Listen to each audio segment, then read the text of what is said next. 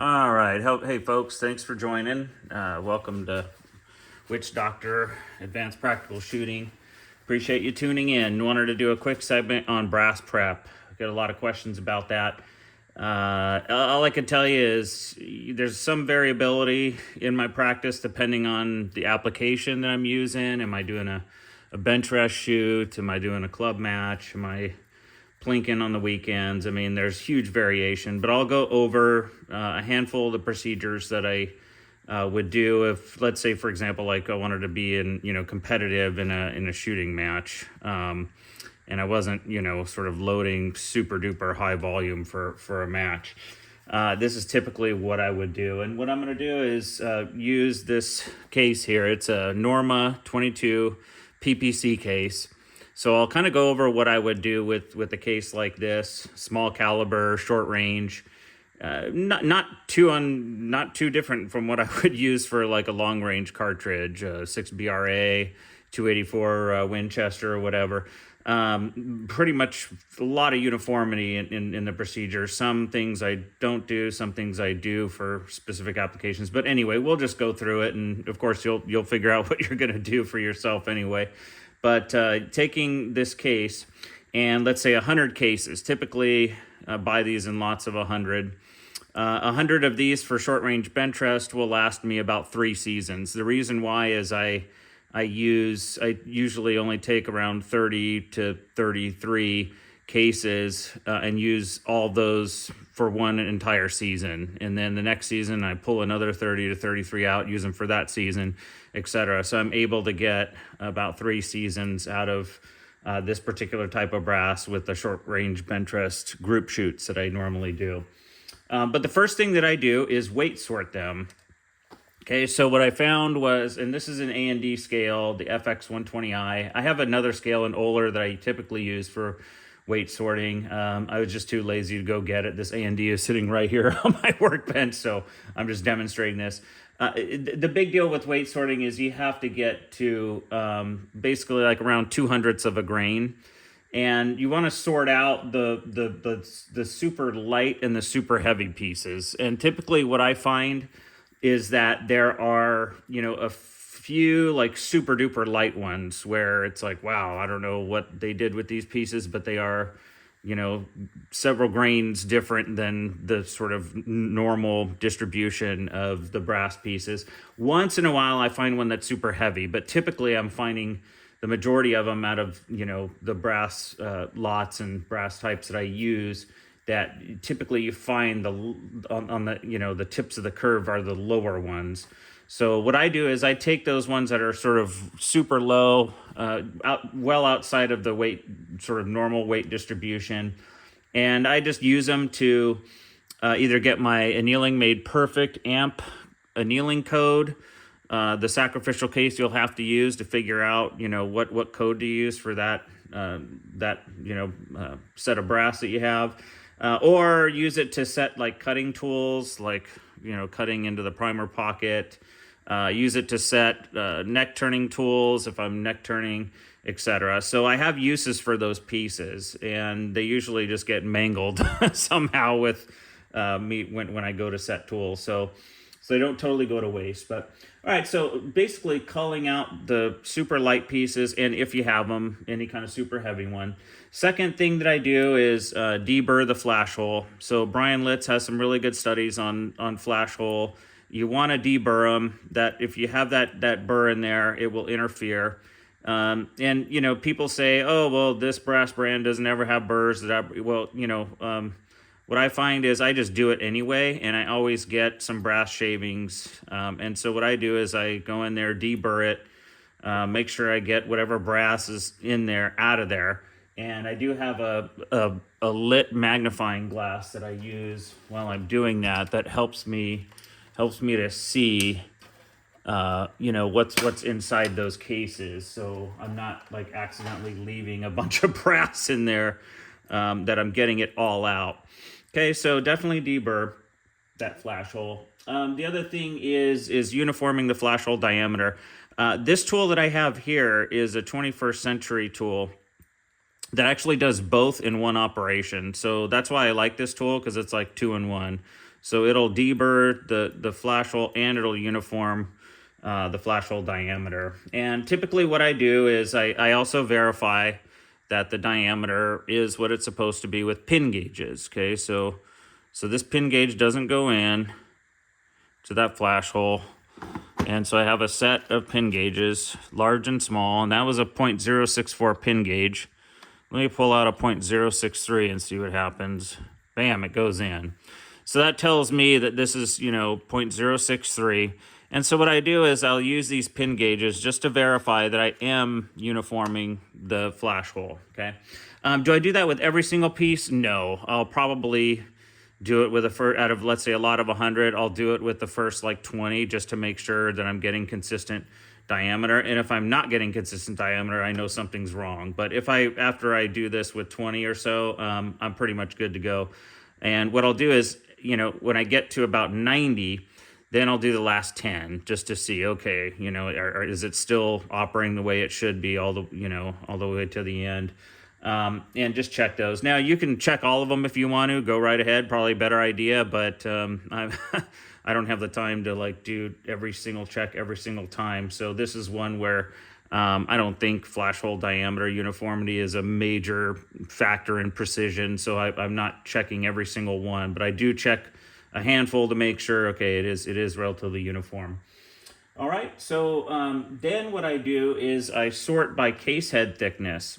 So I've already sort of, culled out the lightest pieces, and if I have some, the super heavy pieces. Then what I do is I check the case head thickness. And what you have to do is make sure the piece of brass that you have enables you to, well, you probably have different ways of checking case head thickness, that's fine. But what I found is sticking a pin gauge in there has been the easiest way to check case head thickness. So what I do typically is I'll zero out the pin on my calipers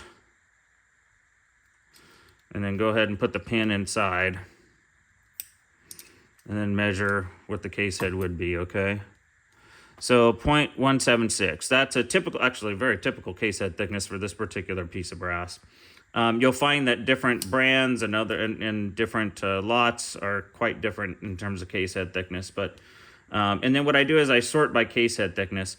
What I do after that is that's when I select my 30 to 33. Okay, then I go, okay, these are kind of the slightly thinner ones. These are the kind of average ones. And these are the slightly heavier ones. And so that's how I sort them at that point, is essentially by case head thickness. Now, the overall weight, when you weight sort them, does correlate with case head thickness. So if you're thinking, well, just weight sort instead, you could do that and it correlates with case head thickness, but I like to just use case head thickness as my sorting variable. I get a lot sort of tighter variability there, and it's easier for me to see, like usually with 100 pieces of brass like this, 3 distinct sort of sets. So, okay, I'll use this season 1, season 2, season 3. So that's why I do it like that. Okay, so after I sort by case head thickness, then I go ahead and uniform the primer pocket. And so what I typically do is I'll use my Accuracy 1 gauges for primer pocket, primer seating. The Accuracy 1 gauges can do a lot of different measurements, but one measurement that they do is primer pocket depth. And so I will check several cases to see what my primer pocket depth is. Probably out of a lot of 100, I will check like 75, possibly even all of them. I think the last batch I did, I checked all of them. And so what I do then is I look for what's called the modal number. So what number is the most frequent, so is it like 0.1225? Is that happening 80 out of 100 times? Is 0.1220 happening 60 out of 100 times? I want to know like what's most frequent in this distribution of depths. And what I do is I sort of set the tool around there. But if I have, let's say 80 of them are 0.1220 and 15 are 0.1225, and then let's say the other 5 are like 0.123. I might set the tool to cut to 0.1225, and that way I pretty much have most of them at 0.1225 and just a few at 0.1230, so that they're fairly uniform at that point. Okay, so I'm just trying to get them fairly uniform. Now, if I have one piece of brass that's like a 0.1245, it's like thousandths and a half way too deep, I usually will just call that out. I will not cut my depths to that deep. It's a waste of time. I'll just take that piece of brass and use it for the amp code or to set up other tools, whatever. I'm not going to deal with that, one piece of brass that's, far outside of the distribution. And so that's basically what I do. And this cutting tool this one's a 21st century. It enables you to make minor adjustments. It also has a small and large pocket cutter, like in one. And so you're able to sort of switch from small and large without having to, have any extra tools on hand. And then you can just make your adjustments accordingly. And then what I do is after I'm done with it, I actually set myself a note that says, like this one in particular right now is set at 0.1225. Just want to make sure I'm keeping track of like what the depth is on that tool. Okay, so done with that. So after you uniform the primer pockets, so definitely at that point I check headspace. Okay, so like in Norma cases, what I find is they actually are pretty darn close. This is my Wilson case gauge micrometer set.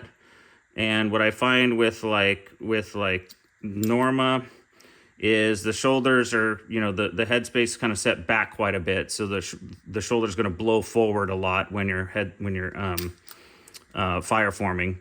But if you're using, like, let's say Lapua 220 Russian brass, which is typically used for PPC, that shoulder is way high, so you got to actually take a die and bump it back several thousand. So be aware of that. And if you've seen my series on the secret life of brass, you'll see that in the data that the Lapua, you got to bump that shoulder back before you go to fire forming. Otherwise, it'll be a really hard bolt close. So definitely bump that back. For Lapua, but for the Norma 22 PPC and 6 PPC, you don't have to bump anything back. It's already back quite a bit. So I check headspace just to make sure, what do I have to do? Do I need to bump the shoulder or do I leave it alone? Okay. And then the next step is running a mandrel through it. So this one is 22 PPC, so it definitely has to be necked up. It also has to be necked up for the purposes of neck turning. So what I do is I make sure I use the mandrel that matches my turning tool and go ahead and mandrel it up. Even with 6 PPC, I'll mandrel it just so I have uniformity with my neck turning tool, because my next step is, guess what? Neck turning. So I run a 268 neck in my 6 PPCs, and so that I can use Norma brass without having to turn a whole lot off of it. But what I do is I still do a clean turn with Norma brass. So I'll go ahead and mandrel it, and then I'll use my Delta no oil turning lube, which is excellent. It cuts really good, and I don't have all of that goop that you get with the more solid lubricants, where I have to actually then tumble the case for hours to get all of the lubricants that are inside the case out. This stuff, you just dabble it on. Use your turner. I use the blueberry turner from Bruno's. It's actually set to cut to 10,000ths of an inch. And then I'll go through and just kind of do a quick shave of the Norma brass. If it's Lapua, then I have to cut some off of that. You definitely will have to cut some off of that if it's Lapua. And sometimes if you're cutting a lot off, you can do one, kind of set it at like maybe 12 thousandths, or 11 thousandths, do a first cut, and then then do your final cut down to whatever it is you're setting it at, 10 thousandths. Or if you got, like a slim diameter chamber, a 262, you might have to cut it down to, even less than that, maybe 8.5 thousandths or less. You might want to do 2 turns. The other thing too is this tool gets really hot. So if you're turning a lot and you're turning fast, I've heard people use what's called the ice bath method, where they just get like a bowl with ice water in it and drop it in there to cool it off after they turn it. So there you go. So turning, and then verify with a ball micrometer. Okay, so I always definitely check, am I turning it the amount that I need to? So I definitely will check with the ball micrometer, and that's what you use to check. Stick the brass in there. It follows the contour of the ball on there, and then you go ahead and turn the tool and see, how thick is that. So right now, factory Norma is at about 11 thousandths. So I may take off a half a thou or a thou off of that for my particular bullet diameter combo, which gives me usually, anywhere from 2 to 3 thousandths diametric clearance in the neck. All right, and then basically at that point, I prime the case. And, like I've meant, you've probably, I'm sorry, I don't prime the case. I go ahead and I do the chamfer and the deburr, and I use the K&M tool to chamfer. K&M tool is really nifty because it gives me some adjustment and it indexes off of the flash hole. So really neat. And then it gives you a nice clean cut in there. You can easily see it with the naked eye. And then, go ahead and clean out the outside there, and bam, then I'm pretty much done. I'm ready for fire forming. What I do then is I prime it, and if you've seen my studies on priming, primer depth is extremely important. Sort of how much that anvil gets compressed is critical to precision, one of the biggest variables in precision, actually. So that's why I uniform my primer pocket, so I can be very careful with exactly how much I seat that primer. It's also why I use priming tools that are not rim thickness dependent. If you are using priming tools that are rim thickness dependent, there is a nifty tool coming out very soon that will actually measure your rim thickness and help you figure out sort of, okay, you can sort by rim thickness. So you can say, okay, these 30 pieces, I can use my rim thickness dependent tool on them as long as I set it to seat, this deep, and it will seat them uniformly with, this particular rim thickness dependent tool with this small set of brass. So that tool is coming out soon. I will make an announcement once it's widely available because it is a really great tool if you're using rim thickness dependent primer seating tools. Anyway, so yeah, go ahead and get that seated, charged. I typically will use a mild charge to begin with for the first set, for the first fire forming set, and then I go to more of a moderate charge for the second, and then on the third, I'm pretty much now kind of doing, load development, serious load development. And so at that point, I'm using moderate to hot loads. And what I do is I jam that bullet way into the lands so that, what I'm doing is the bolt face is holding this down, the bullet's fully jammed. When it fires, the shoulder is blowing forward, okay? If you don't jam the bullet and you have it off the lens, there's a chance that the bullet goes into there and there's a small gap in between the bolt face and the case head. And so, bam, when you fire it, the case flies back into the bolt face, and that causes the primer to crater or potentially pop a hole in the primer. And then if that metal from the primer cup gets into your bolt, you're going to have problems. You're going to have to remove the bolt. You're going to have to clean it out. And believe me, that is not easy. It's a pain in the neck, especially if you're at the range and you're having to do that multiple times. So make sure you pay close attention that bolt face is firmly onto that case head. And typically how I do that again is with putting that bullet like way into the lands when I do my initial fire forming. Okay. And when I seat the bullet, when I seat the bullet, I use the amp press, the Annealing Made Perfect press. And what I'm doing is, as I'm seating each bullet, I'm looking for any irregularities in the seating force or the seating curve, okay? What's the pattern of the curve, and then what's the seating force look like? Typically, when I, let's say, 100 cases or so, I may get like one or two where they are just super abnormal at that point. And I know there's just something wrong with that brass. Typically what I'll do, is I'll inspect the brass, see what's causing it to have an abnormal seating curve or abnormal pressure. And at that point, I mark it with an X on a marker. I'll still fire form it if I determine after the inspection that it's fireable. And then what I do is when I go to my second round of sort of fire forming, when I'm usually doing initial load development, I will inspect that case and see, is that issue still there? Did the fire forming get rid of it? Is the issue still present? And I just need to basically throw away that case and not use it. Use it to set tools or whatever. And so that's typically what I'll do, is sort of use the amp press to kind of assess the quality of the seating and the quality of the brass piece. So there you go. That's what I do for brass prep. And you know, again, like I said, some variability here and there and exactly what is done when, but in general, this is how I do it. All right, everyone, thanks for tuning in. And I hope to see you on Patreon.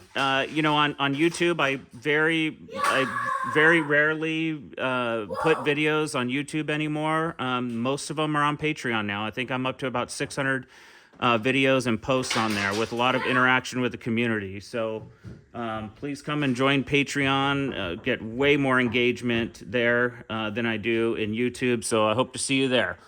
Just go on to Patreon, type my name, Brian, Bryan, and Zolnikov, and I should pop right up.